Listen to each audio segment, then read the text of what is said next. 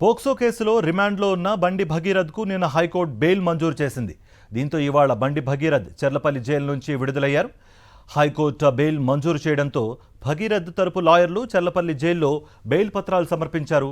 దీంతో కొద్దిసేపటి క్రితమే బండి భగీరథ్ జైలు నుంచి బయటకు వచ్చారు.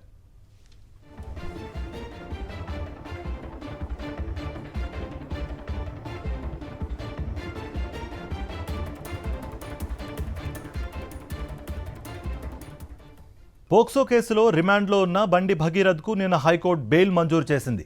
దీంతో ఇవాళ బండి భగీరథ్ చెర్లపల్లి జైలు నుంచి విడుదలయ్యారు. హైకోర్టు బెయిల్ మంజూరు చేయడంతో భగీరథ్ తరపు లాయర్లు చెర్లపల్లి జైల్లో బెయిల్ పత్రాలు సమర్పించారు. దీంతో కొద్దిసేపటి క్రితమే బండి భగీరథ్ జైలు నుంచి బయటకు వచ్చారు.